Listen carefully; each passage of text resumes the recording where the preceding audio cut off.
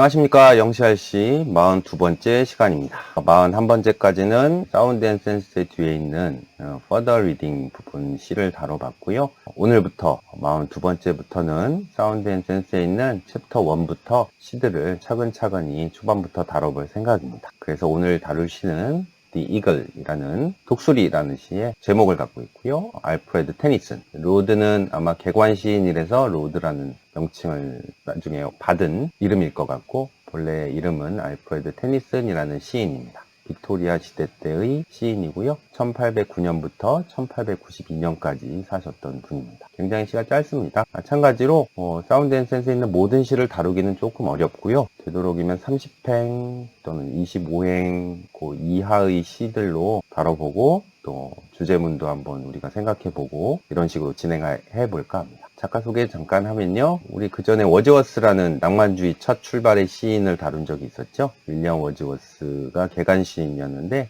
다음 개관 시인으로 1850년에 In Memoriam이라는 시를 썼었는데, 개관 시인을 지냈던 분입니다. 이분도 당대에 굉장히 유명했던 시인으로 많이 언급되고 있어요. 빅토리아 시대 때, 그러니까는 1830년부터 1900년 정도까지를 보통 잡는데, 그때 영국이 굉장히 발달된 시대였었어요. 빅토리아라고 붙인 거는 빅토리아 여왕이 집권하던 시기였기 때문에 그렇고, 산업혁명을 겪고 나서 굉장히 도시화가 잘 발달되는 반면에 농촌 같은 데는 굉장히 피폐되는 상황, 그러니까 빈부격차가 많이 발생하고 계급 간의 갈등들이 많이 발생하는 때였습니다. 그래서 경제적으로는 굉장히 풍요로웠지만 뭔가 부유한 사람도 있고 반대급부로 빈곤한 사람도 발생하고, 뭔가 진보적인 어떤 정책이나 계획들이 많이 생겨났지만 반대로 사람들의 심리는 불안한 느낌들을 떨쳐버릴 수 없는 그런 상황들이 발생해서 뭔가 개혁의 시대이기도 하지만 뭔가 불안과 회의의 시대라고 언급되기도 했던 때입니다. 대영 제국이라고 불릴 만큼 이제 영국이 굉장히 강성했고, 그때도 인도를 지배하기도 했고, 영국의 제국주의의 어떤 전성기라고 볼 수 있을 것 같아요. 문학으로는 그런 경제적인 발달이나 아니면 그 반대급부의 피폐된 상황, 인간 심리의 피폐된 상황을 언급하기도 하고, 어떤 풍자문학, 그래서 풍자문학이 발달하기도 했었고, 또 여성 작가들이 등장하거나, 보통 그전에는 여성 캐릭터가 별로 없었는데 여자 주인공들이 등장하는 소설들이 문학 작품으로 등장하기도 했었습니다. 그러니까 이전의 문학은 어떤 고전주의나 낭만주의를 떠올리시면 될 것 같아요.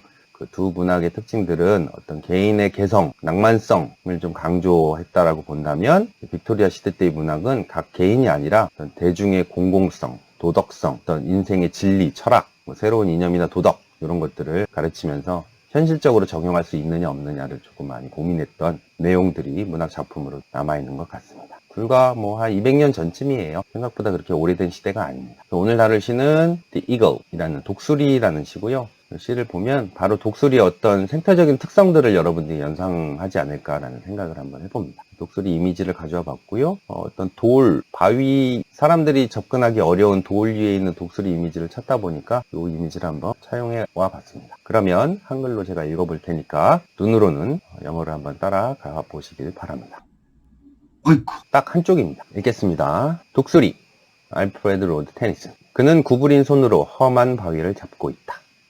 외로운 섬의 태양 가까이 하늘빛 세상에 둘러싸여 그가 서 있다. 그의 아래 주름진 바다가 기어가고, 그는 산의 벽에서 바라보다가 그리고 벼락처럼 그는 떨어진다. 짧죠? 나름 현대시에 가까운 시대 사람인데 약간 옛날 시처럼 뭔가 좀 라임을 맞춘 듯한 느낌이에요. 뒤에 단어들을 보면 hands, range, stands, crows, words, fall 라임을 맞췄죠. 그죠? 연의 시이고 3행으로 된 6행짜리 시입니다. 1, 2, 3행을 맞췄고 또 4, 5, 6행을 라임을 맞춘 시라고 볼 수 있겠습니다. 그러면 구체적으로 한번 시 내용 살펴보겠습니다. 1년 볼까요? 네, 1년의 첫 행입니다. He grabs the crag with crooked hands. 이렇게 되어 있어요. collapse 하면 뭔가 움켜쥐다, 붙잡다 이런 뜻이에요. 네, 여러분들이 움켜쥐다, 붙잡다라는 단어가 뭐가 있을까요? 보통 생각해보면 grasp라고 혹시 기억나시나요? 그죠? 파악하다, 이해하다라는 뜻도 있지만 움켜쥐다 또는 주먹을 붙잡다라는 뜻은 clench라는 단어도 있고, clutch라는 단어도 있죠. 다 근육을 오그라뜨려서 꽉 잡다의 느낌을 이해하면 좋겠습니다. 그는 움켜쥔다, 현재로 썼습니다. 그죠? 뭐를? crack 하면 울퉁불퉁한 산, 뭐 그런 느낌의 단어예요. 험준한 바위, 울퉁불퉁한 바위 이런 느낌인데, 우리가 바위가 영어로 뭡니까 하면은 락이죠. 락키 하면 이제 형용사가 될 것이고, 그죠? 그럼 울퉁불퉁한 바위를 붙잡고 있다. 무엇으로? with는 어떤 수단의 의미일 것 같고, crooked hands, crooked가 뒤에 있는 hands를 꾸며주는 단어라고 볼 수 있을 것 같아요. 크룩이라는 단어 기억나세요? 크룩은 원래는 갈고리란 뜻이에요. 그죠? 그래서 동사로 쓰면 구부리다. 예요. 구부리다 영어는 밴드. 여러분이 자주 떠올릴 수 있는 단어가 밴드란 단어 있죠? 그러니까 벤트가 되겠죠? 비슷한 단어를 쓴다면. 문장을 해석해보면 그는 갈고리 같은 구부린 손으로 울퉁불퉁한 바위를 움켜쥐고 있다. 근데 제가 이렇게 동의어를 써놓고 지금 crabs, crack, crooked 이렇게 밑줄을 그은 이유는 지금 C 발음이 alliteration, 두운이라고 얘기하는 첫 글자를 맞추기 위해서 의도적으로 이 단어를 선택한 것 같아요. 지금 우리가 유의어 비슷하게 이렇게 써놓은 것들은 철자가 다르잖아요. 그죠? G, R, B인데 이거는 크 발음을 떠올리고 싶었나 봐요. 뭔가 이제 마찰음이죠. 그죠? 단단한 물체의 어떤 부딪히는 느낌을 표현하기 위해서 바위의 발톱이 딱 움켜지는 모습을 그려내기 위해서 crabs, crack, crooked라는 단어를 선정한 것 같습니다. 테니스는. 이행 볼까요? close to the sun in lonely land. lonely lands 라임을 좀 맞춘 것 같고요. 뭐 close는 위에 크 발음과 첫 글자를 맞췄다고 볼 수 있겠네요. 어디에 위치를 나타내는 뭐 부사 구로 보면 될 것 같아요. close to the sun, 태양 가까이에. 그라는 존재가 태양 가까이에서 이렇게 바위를 움켜쥐고 있다. 근데 어디? lonely land, 외로운 땅의, 외로운 섬의. 섬이라고 표현한 거는 뒤에 바다가 나오거든요. 그래서 바다와 인접해 있고 또 하늘과도 가까운 곳이라면 아무래도 섬의 어떤 험준한 곳이지 않을까, 이미지를 떠올려서 뭐 땅이라고 해도 됩니다. 외로운 땅, 태양 가까이에. 삼행 볼까요? Ringed with azure world, he stands. ringed부터 word가 분사구문이고요. he stands가 주어 동사로 이해하면 좋겠습니다. 절이 두 개 있는 거죠. he crabs랑 he stands랑. ring은 원래 이제 고리, 반지 뭐 이런 거예요. 근데 ed가 붙었으니까 고리로 되어 있다, 원으로 되어 있다 해서 에워싸다 정도로 이해하면 좋겠습니다. 무엇으로 에워싸여 있느냐? 아주르 월드, 아주르. 옛날 때 아주르 군단 해가지고 이탈리아 축구 선수들을 부르는 말로, 우리는 레드 색깔이 한국 국가대표팀의 이제 대표 색깔이라면 이탈리아는 하늘색이었죠. 아주르는 하늘색, 하늘빛의라는 단어 중에 하나입니다. 근데 하늘색, 영어로는 요즘 쓰는 말로는 블루스카이를 더 많이 쓰거든요, 사실.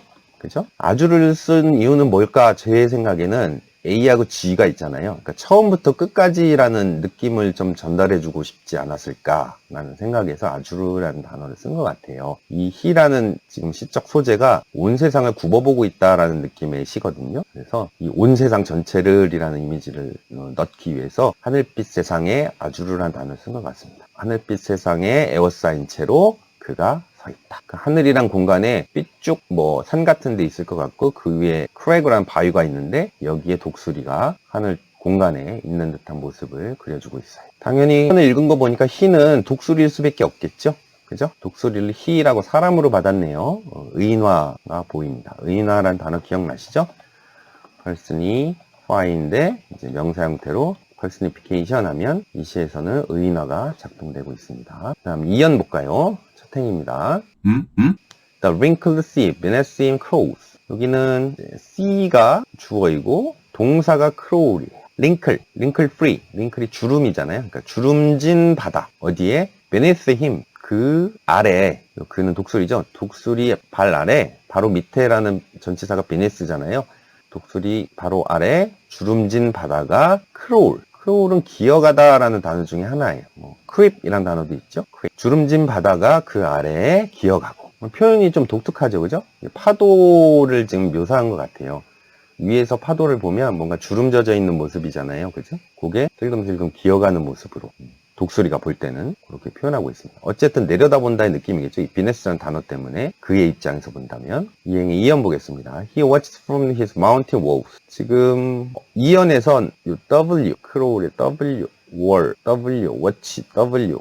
앞에가 C로 라임이 좀 맞춰진다면, 첫 글자 얼리터레이션이 맞춰진다면 2연은 W의 알파벳으로 얼리터레이션, 두음이 좀 생겨나는 것 같아요. 그는 바라보고 있다. 어디로부터? From mountain walls. 산 벽으로부터. 산등성이 같은 느낌이죠. 그냥 저는 산의 벽이라고 직역을 했는데요. 산등성이 벨리나 리치 이런 단어 있죠, 그죠? 산등성이로부터 내려다보고 있다. 아무래도 바다를 보는 거겠죠. 그죠? 마지막 삼행입니다. And like a thunderbolt, he falls. he falls가 또 주어 동사. 1년의 he stands처럼. 그리고 thunderbolt, 벼락처럼. he falls. 그는 떨어진다. 천년은 바위 위, 높은 바위 위에 독수리가 앉아있는 모습을 그리고 있다면, 그죠? 독수리가 어떤 자연의 경치들을 관망하는 자세, 약간 정적인 이미지라면, 이어는 지금 히포, 수직 낙하하는 모습이잖아요. 독수리의 빠른 수직 낙하의 모습으로 뭔가 동적인 모습을 그려주고 있어요. 뭔가 여기서는 외로움이 좀 느껴지고, 1년에서는, 뭐 2년에서는 뭔가 스트롱, 강함, 어떤 자연의 제왕 같은 모습으로 이렇게 그려지고 있는 게 The Eagle이라는 시라고 볼 수 있을 것 같습니다.